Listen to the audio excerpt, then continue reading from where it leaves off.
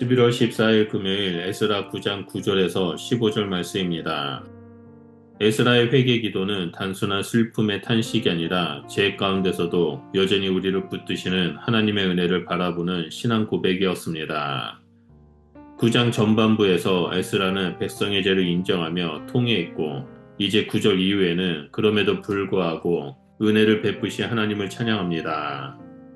이스라엘은 포로 생활의 징계를 통해 불순종을 깨달았지만 여전히 죄의 패턴에서 벗어나지 못했습니다.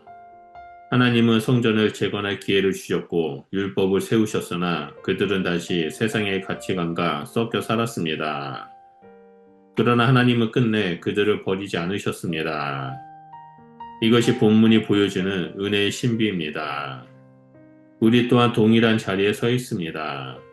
하나님의 은혜를 경험하고도 여전히 죄와 타협하며 살아갑니다. 그러나 하나님은 여전히 우리를 기다리시며 회복의 자리로 부르십니다. 오늘 본문은 징계 속에서도 멈추지 않는 은혜와 반복되는 죄의 비극, 은혜 앞에의 경외를 통해 하나님께서 어떤 마음으로 우리를 이끄시는지를 보여줍니다.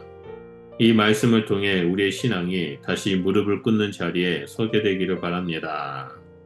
먼저 첫 번째로 9절의 징계 속에서도 이어지는 하나님의 은혜입니다.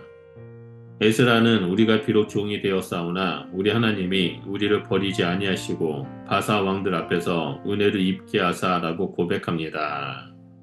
이 짧은 고백 안에는 징계 속에서도 여전히 일하시는 하나님의 자비가 담겨 있습니다.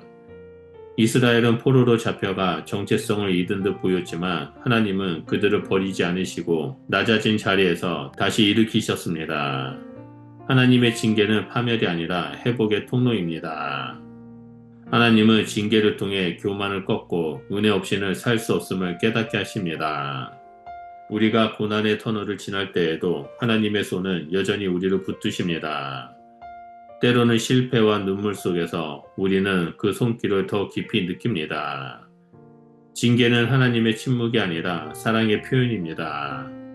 하나님은 고통 속에서도 너는 내 것이라 라고 말씀하십니다. 그 음성을 들을 때 징계는 감사로 상처는 은혜로 바뀝니다. 둘째로 10절에서 12절에 반복되는 죄의 비극입니다. 에스라는 이후에 우리가 주의 명령을 버리고 이 땅의 백성과 연혼하여 그들의 가증한 일을 행하였나이다 라고 탄식합니다. 하나님의 경고를 들었지만 백성은 또다시 죄를 반복했습니다. 이방 민족과의 혼인을 통해 세상의 가치관을 받아들이고 거룩한 구별을 잃었습니다. 그들의 죄는 단순한 관계의 문제가 아니라 하나님과의 언약을 저버린 행위였습니다. 죄의 비극은 익숙함입니다. 한 번의 타협은 또 다른 타협을 낳고 반복은 죄를 정상처럼 보이게 만듭니다. 백성들은 죄를 반복하며 부끄러움을 잃었고 하나님과의 관계는 멀어졌습니다. 오늘 우리의 모습도 같습니다. 하나님의 은혜를 경험하고도 우리는 같은 실수를 반복합니다. 이번만은 괜찮겠지라는 생각으로 타협하고 영적 감각을 잃습니다. 그러나 에스라의 기도는 견고합니다. 은혜를 가볍게 여길 때 죄는 다시 우리를 지배합니다. 참된 회개는 눈물로 끝나지 않고 삶의 방향을 돌이키는 결단으로 이어집니다. 죄의 사슬을 끊고 거룩으로 나아가는 것이 진정한 회개입니다. 마지막 세 번째로 13절에서 15절에 은혜 앞에서의 두려움과 경외입니다.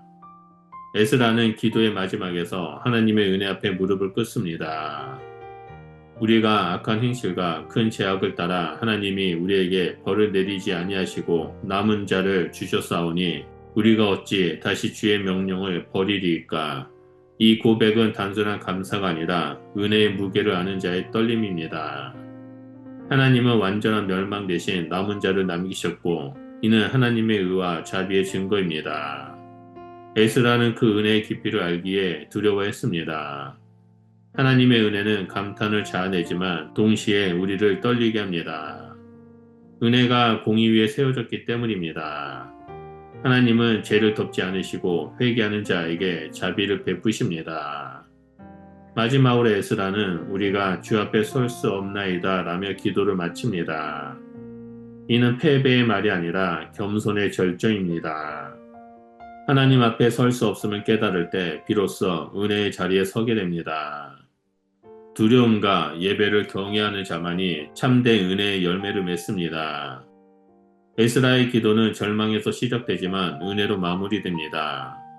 죄의 어둠 속에서도 그는 하나님의 긍휼을 보았고 무너진 백성 가운데서도 남은 자의 은혜를 발견했습니다. 이것이 바로 하나님의 은혜의 깊이입니다. 하나님은 죄를 미워하시지만 죄인과의 관계를 끊지 않으십니다. 그분의 징계는 멸망이 아닌 정화의 과정이며 침묵은 무관심이 아니라 기다림입니다. 이스라엘이 남은 자로 살아남을 수 있었던 이유는 그들의 의가 아니라 하나님의 언약 때문이었습니다.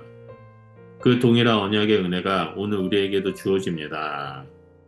우리는 여전히 연약하지만 하나님은 포기하지 않으십니다. 우리의 무너진 자리에서 새 출발을 준비하십니다.